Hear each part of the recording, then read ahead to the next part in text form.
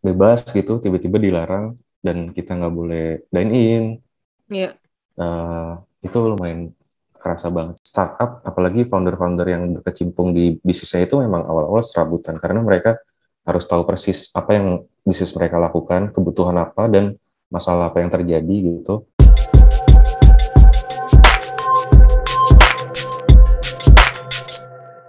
Welcome back to Motion Cuan, cari untung bareng teman. Masih bareng Cheryl di sini. Ada Chris juga, Christian Winata, dia ini dari co-ownernya. Co-owner dari Ayam. Ayam. Iya, Ciknik Roast Ayam. Chicken maksudnya. Dia kan kemana-mana dulu teman Motion. Bener kan? Dari Ayam kan? Betul, betul, betul. Kan berarti lo sangat BFF-an sama Ayam dong, ya nggak? Sampai hampir bosen sih. Udah bosen malah. Oh iya, tukang ayam masih makan ayam nggak sih? Masih, tapi Masih. udah But I nggak do believe that se-excited you dulu. are not consume your own roast chicken deh sekarang. Cannot argue. Kecuali kalau mau lagi pengen improve resep gitu ya, beda ya. Tapi kalau Betul, kayak betul. kayak, kayak di hari-hari biasa gitu, kayak makan ayam nggak ada lain, ikan gitu mungkin, atau sapi bisa nggak Oh. sapi gitu kan. Kalau craving emang udah kayak udah nggak pernah sih. Iya, Udah benar, nggak ada benar. ya. Heeh. Oke. Aduh. Oke. Tapi enak sumpah teman Motion, lo cobain buka Instagramnya Ciknik ya, enak buat yang suka roast chicken. Itu rasanya kayak ada kayak hint of apa ya? Gak tau ya, kayak ada rempahnya gitu. Gue gak tau apa ngomongnya rempah atau Betul, apa. betul, Gue gak betul, ngerti. betul. Bener ya? Betul. Bener kan tuh. Oke, kita masuk ke pertanyaan tadi gue janjikan akan bertanya, itu adalah masa pandemi. Nah, how is it with Ciknik and pandemi? Kalau to be honest, berapa persen turunnya pada awal-awal? Turunnya awal-awal itu gila-gilaan sih. Kalau persenannya berapa ya? Mungkin bisa 60-70% mungkin. Oke. Atau lebih. Karena drastis banget ya. Dari yang Iya. awalnya bebas gitu, tiba-tiba dilarang dan kita nggak boleh dine in. Iya. Eh, itu lumayan kerasa banget sih. Terus akhirnya strategi apa yang lo lakukan supaya bisa bertahan lah gitu dari tahun kemarin PSBB sampai sekarang udah berubah PPKM level level Sanpaci lah itu mungkin ya kan, udah banyak levelnya nih. Betul, betul. Jadi pada awalnya itu memang kaget karena darinya nggak boleh dine in, tiba-tiba nggak boleh buka, sempet kan ya setahun yang lalu itu Oh iya benar-benar iya nggak iya. boleh buka. Mm, itu kaget sih, tapi kita mulai adaptasi di mana kita cari tahu kebutuhan konsumen untuk makan itu masih ada. Tapi Oke. keadaannya nggak memungkinkan dan concernnya itu udah shifting nih dari yang tadinya cari tempat buat hangout, cari tempat buat Yes. eh, makan yang Instagramable buat foto-foto. Jadi Ya, bener. makanan apa nih atau resto apa ya, penyedia makan apa yang kira-kira aman dan bersih kalau kita pesan gitu.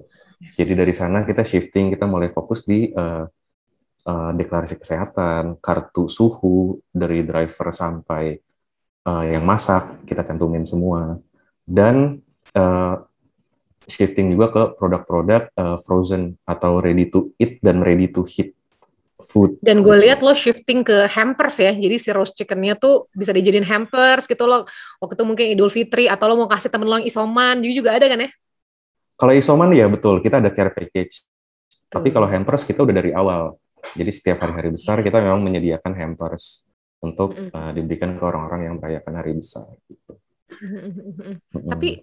Tapi si packaging hampers lo tuh lu cukup menarik sih. Gak tau kenapa kayaknya di mata tuh enak aja gitu dilihat ya. Oh, thank you, thank you.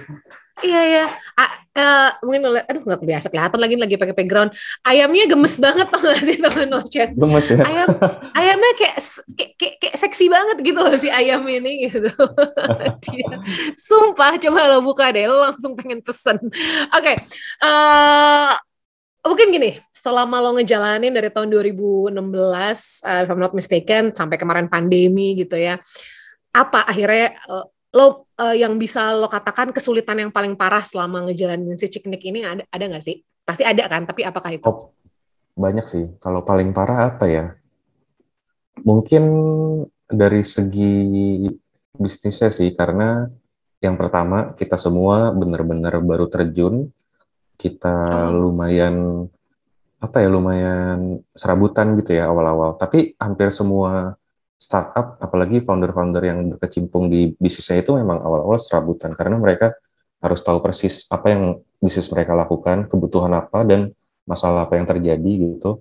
Itu sih apa ya, komitmen dan integritasnya harus lumayan tinggi karena nggak mudah buat membangun kepercayaan orang dan membangun reputasi gitu dari nol itu lumayan susah. Jadi jangan takut sih kalau emang belum untung atau ada kerugian di mana-mana. Intinya kita kayak rawat anak kecil ya. Pasti kan kita rugi gitu. Sekolahin, susu, popok gitu. Di Tapi sekolah ngelawan lagi tuh anak. itu apa tuh? Pengalaman pribadi? Oh enggak. Lalu ya itu sih. Jadi untuk jangka panjangnya kalau kita percaya dan kita tekun ngelakuinnya pasti ada hasil yang baik. Ya, ya. Jadi sebenarnya memang kalau bisnis nggak ada bisa bilang apa yang paling sulit. Justru memang kayaknya selalu sulit ya. Gue tuh selalu bilang orang-orang entrepreneur atau pengusaha tuh nggak pernah tenang hidupnya gitu. Kayaknya hatinya tuh naik turun dulu gitu. Gue sih kayaknya kalau gue mentalnya nggak bisa gitu. Karena menurut gue mereka tuh setiap hari mikir kan. Kalau kita sebagai pekerja kan, oke, kita kerja 9 to 5, that's it. Kita mikirin planning apa kerjaan kita. Tapi kalau seorang pengusaha kan ada orang-orang di balik itu, pegawai. Lo pikirin kan pasti pada saat pandemi Oh, gimana gitu kan, betul, gajian, betul, ya kan, segala macam betul. gitu. Nah, mungkin gini Chris, ada nggak sih tips nih buat teman motion nih yang masih pada muda-muda gitu, yang pengen ngejalanin their first business gitu? Oke, yang pertama fokus tentang apa yang mau dijalanin. Kalian harus tahu konsep atau produk apa yang mau kalian tawarkan ke customer. Balik lagi, harus ada risetnya nih. Kira-kira apa yang masih banyak peluang dan apa yang masyarakat butuhkan gitu. Yang kedua adalah jangan takut sih untuk coba. Karena kita nggak bakal tahu sebelum kita coba. Kalau kita tunggu sampai perfect, kita nggak mungkin jalan gitu. Teknik aja pada awalnya nggak kayak gini. Banyak banget hal-hal yang masih butuh improvement, tapi kita kayak coba anyway saja. Dan pada akhirnya sembari jalan memang terbukti sih ada input dari customer, ada input dari keluarga gitu. Tapi kita udah jalan, kita udah uh, ambil first step yang susah, yang paling susah diambil gitu. Jadi jangan takut, coba dulu aja. Kalau memang gagal, kita ambil intisarinya yang paling baik, apa yang bisa diperbaiki,